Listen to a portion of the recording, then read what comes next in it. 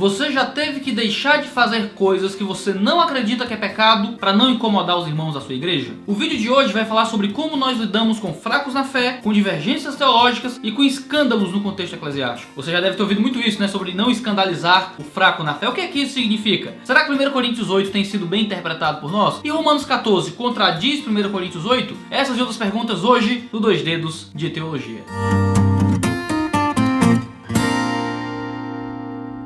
Você com certeza já passou por esse tipo de situação. Você não acha que uma prática é pecaminosa, mas as pessoas dizem que você não deve fazer aquilo para não escandalizar ninguém. A gente pode entrar em temas como tatuagem, ou como piercing, ou pintar o cabelo, ou usar calça na Assembleia de Deus. A gente usa esse termo escandalizar para se referir ao quê? A um irmão se incomodar com aquilo que eu estou fazendo, a um irmão ficar chateado, ou não gostar, ou até discordar daquilo que eu faço. O problema é que essa é uma leitura muito errada do que realmente significa escândalo na Escritura. O texto bíblico primário para falar disso é 1 Coríntios capítulo 8 até o capítulo 11. Eu tô aqui com a minha Bíblia aberta em 1 Coríntios capítulo 8, mas eu não vou ler o texto inteiro. Você pode ler na sua casa ou só rememorá-lo se você lembra bem de 1 Coríntios 8 aí na sua cabeça. Mas do que fala 1 Coríntios 8? Fala de uma situação muito peculiar. Os cristãos da igreja de Corinto, eles estavam com um problema relacionado a ir ao templo comer comidas sacrificadas a ídolos, ou mesmo ir no mercado ou na casa de outras pessoas comer esse tipo de comida. O que é uma comida sacrificada a ídolos? Eram alimentos que eram entregues em rituais de adoração a falsos deuses e que depois desse ritual era vendido no mercado. Praticamente toda a comida disponível no templo de Corinto era comida sacrificada em rituais. Esses rituais e esses momentos de alimentação poderiam acontecer dentro do templo de adoração a falsos deuses ou mesmo no mercado. As pessoas vendiam algumas dessas carnes sacrificadas, ou as pessoas comiam em casa e convidavam outros para vir comer também desse tipo de comida. A pergunta que Paulo quer responder é: o cristão pode comer o frango que foi usado para fazer uma macumba na esquina? Será que você pode comer a galinha do despacho? Ou será que você pode ir em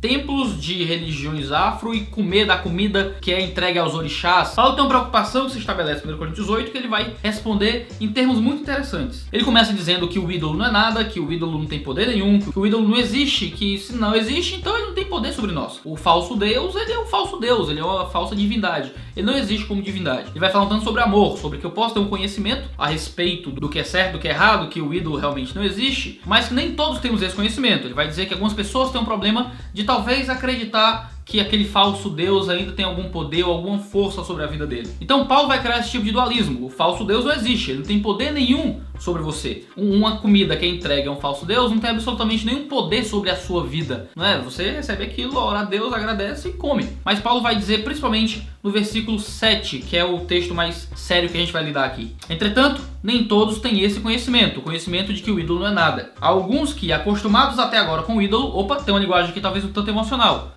Eles tinham um costume com o ídolo, eles interpretavam, eles tinham talvez uma relação emocional passada com um falso Deus. E diz que quando eles comem da carne sacrificada ao ídolo, se contaminam, pois têm a consciência fraca. Veja só, quando comem da carne sacrificada. O que é então aqui o homem da consciência fraca? O homem que tem a consciência fraca é um homem que participa com você daquilo que ele considera pecado. Você tem uma consciência, eu não acho pecado fazer determinadas coisas. O meu irmão que tem uma relação emocional com aquilo, talvez participe daquilo e peque dentro da sua própria consciência. Aquilo não é pecado, mas se torna pecado para aquele que faz, porque faz sem fé e sem certeza de que está realmente fazendo uma coisa boa. Vamos supor que eu não acho que é pecado fazer uma tatuagem. Vamos só supor, certo? Você não precisa concordar comigo ainda. E você faz a tatuagem porque você tem plena convicção que tá tudo bem. Você fez a tatuagem, você não é pecado, dentro da nossa tese aqui, ok. Mas o seu colega, ele vem de um contexto familiar bem tradicional. Ele ouviu o pai dele dizer que tatuagem é coisa de vagabundo. E ele não quer fazer tatuagem porque ele acha que é esquisito. Mas vê você fazendo. E participa daquilo que não é pecado e peca. Participa daquilo que não é problemático e porque não tem esse conhecimento, tem uma relação às vezes estranha com aquele negócio, faz a tatuagem sem a convicção de que aquilo não é pecado e no coração dele ele fez algo contra Deus. A questão aqui não é de que o irmão discorda de mim e se eu faço tatuagem eu estou escandalizando. O escândalo está configurado aqui em quê? Em aquele que concorda comigo, que passa a concordar comigo e participa comigo da mesma coisa, do meu lado. Ele não tem uma consciência forte como a minha para praticar aquilo. Às vezes a gente peca por presumir força e acreditar que o outro pode participar comigo de tudo aquilo que eu participo, sendo que muitas vezes o outro, por questões de consciência, questões emocionais, por questão de passado, de história, não conseguem entender no coração aquilo que eles compreendem intelectualmente, de que não tem nada a ver, você pode fazer, não tem problema. E a pessoa faz. e peca porque não fez com consciência tranquila. Paulo vai continuar dizendo: cuidado para que a vossa liberdade não se torne motivo de tropeço para os fracos. É interessante que a palavra liberdade aqui no grego é autoridade, certo? É como se aqueles que têm essa liberdade, esse poder, essa capacidade de fazer aquilo, talvez sejam até líderes da igreja, acabam influenciando os fracos a fazer também. E os fracos acabam pecando por uma consciência fraca com relação àquilo. No verso 10 ele diz: porque se alguém vir a ti, que tens conhecimento, comendo à mesa no templo de ídolos, não será ele incentivado por ter a consciência fraca a comer da carne sacrificada aos ídolos? Assim, o fraco, teu irmão, por quem Cristo morreu, é destruído pelo teu conhecimento. Pecando dessa forma contra os irmãos e ferindo-lhes a consciência fraca, pecais contra Cristo. É por isso mesmo que se a comida fizer meu irmão tropeçar, nunca mais comerei carne, para não lhe servir de tropeço. Paulo está estabelecendo um primeiro ponto aqui dos pontos que a gente vai estabelecer nesse vídeo. A minha liberdade não pode dar ocasião para o meu pecado, ótimo, e a minha liberdade não pode dar ocasião para levar outras pessoas a pecarem. O que Paulo está tratando em 1 Coríntios 8 não é um caso de que o meu irmão discorda de mim, de que aquilo é pecado, e que ele entra no embate teológico comigo. Não é isso. Em 1 Coríntios 8, o irmão, ele participa comigo, ele vem comigo, ele vai comigo, ele faz comigo, mas a consciência dele é fraca nesse processo, por uma questão emocional, como diz no verso 7, de estar acostumado com o ídolo, talvez uma coisa do coração aqui, talvez uma coisa de passado, de história, de construção de vida. Ele participa com você, ele concorda com você e ele peca. Isso fala muito sobre a questão da bebida, não é?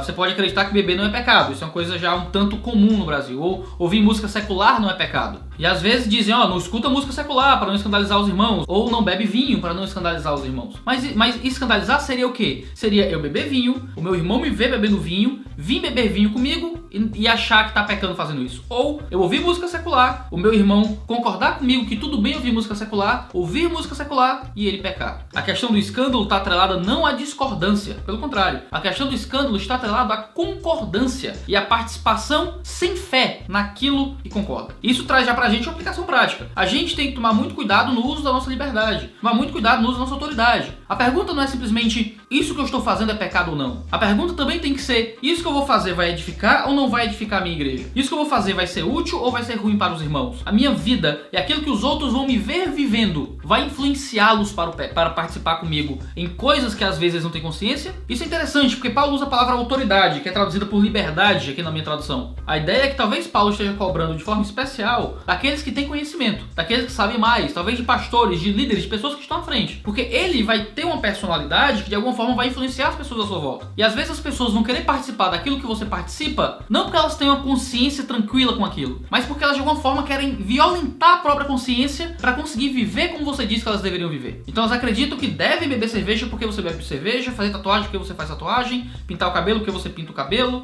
ouvir música secular porque você ouve música secular, e muitas vezes elas não têm uma preparação emocional para isso. A gente tem que se importar não só com a pessoa concordar intelectualmente, mas também ela poder vencer os problemas do coração dela, emocionais dela, para ela poder participar de certas liberdades. Às vezes é melhor não fazer. Às vezes é melhor você não participar daquilo que você acha que é correto, simplesmente para não influenciar pessoas mais fracas, às vezes seus filhos, às vezes sua esposa, às vezes seus irmãos, às vezes as pessoas da igreja, às vezes os idosos. Você tem que tomar cuidado com aquilo que você propaga. Às vezes você deve viver sua vida de forma um pouco mais privada. O que você bebe, o que você assiste, o que você faz, às vezes devem ser restritos a você e sua esposa e seus filhos. Não deve estar no Facebook, porque senão você corre o risco de fazer as pessoas imitarem suas práticas sem conseguir imitar sua fé, imitar suas atitudes, imitar sua liberdade, sem imitar o conhecimento e a força moral que lhe dá a liberdade para fazer isso. Às vezes duas pessoas no mesmo local fazendo a mesma coisa, uma pode estar pecando e outra não, porque uma tem consciência do que faz, que aquilo não é pecaminoso, e outro faz com dúvida, pensando que talvez não seja bom estar ali, que talvez tenha pecado, que talvez não seja bom, com algum desconforto e coisas assim. O efeito das nossas atitudes também podem ser pecaminosos, e o efeito de trazer pessoas a participar conosco de coisas que elas não têm consciência pode ser também um pecado. Você pode então pensar o seguinte: olha, que estranho, eu sempre vi as pessoas falando de escândalo como um caso de discordância. Eu não posso pintar o cabelo de roxo porque o irmão do meu lado vai discordar daquilo, vai achar ruim, vai ficar com raiva e vai embora. Ué,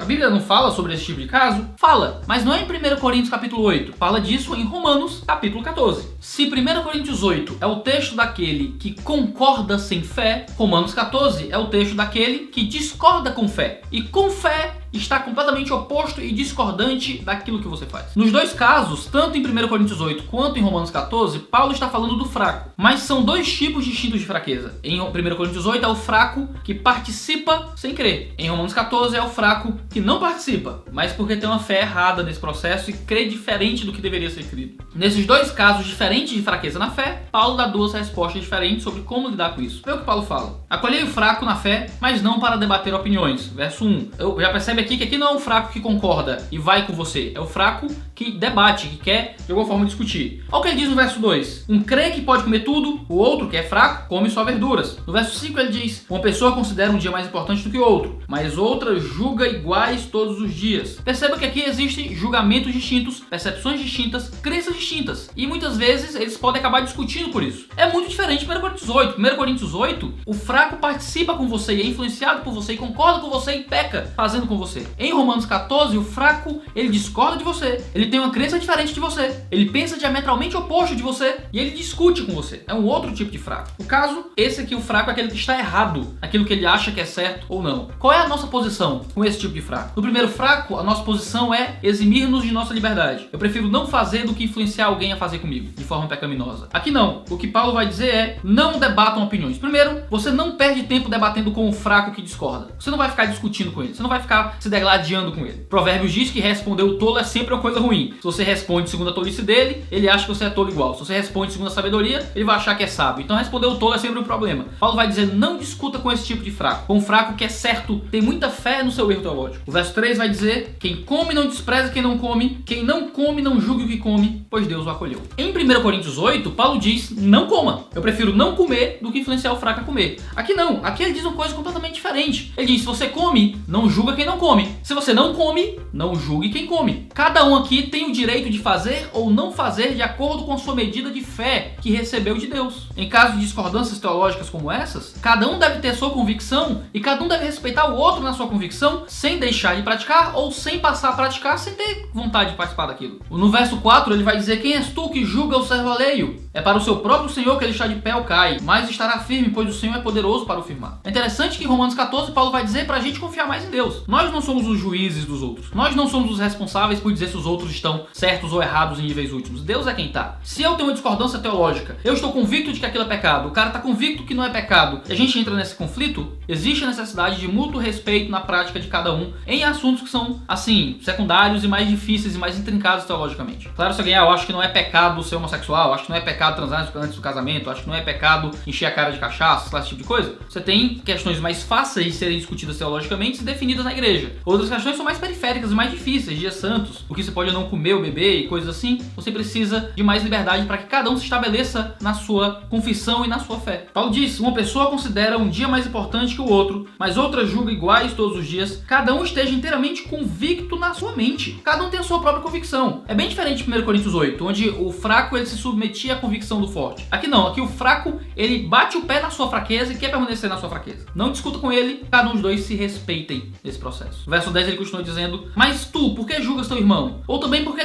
desprezas o teu irmão? Pois todos compareceremos diante do tribunal de Cristo, assim cada um de nós dará conta de si mesmo a Deus, no verso 12. Paulo está dando um conselho completamente oposto ao conselho de 1 Coríntios. Então, aqui é um caso de discordância teológica. Não é um caso do fraco que participa, é o caso do fraco que discorda. No caso do fraco que discorda, a postura correta é não ficar debatendo com ele. Talvez haja ali um pequeno momento de discordância, de conversa, de tentar chegar no consenso. Se não há consenso, não é momento para ficar debatendo, para ficar jogando piada um em cima do outro, para ficar trazendo essa pauta para a reunião, mas simplesmente haver respeito mútuo na minha fé e na fé do outro. O outro sabe que tem bateria na minha igreja, o outro acha que bateria na igreja é pecado. A gente se lida bem, a gente não se relaciona mal, a gente não fica trazendo isso para discussão. Eu acredito que não é pecado fazer uso moderado de álcool, o outro acha que é, cada um vive na sua fé, na sua convicção. Eu acredito que tem que guardar o sábado, ou ele acredita que não tem que guardar. Cada um vive na sua convicção. E assim, Romanos 14 traz uma teologia da discordância teológica, traz uma teologia daquilo que é divergência. Acaba que Romanos 14 é um texto contra o fraco na fé profissional, porque existe uma nova figura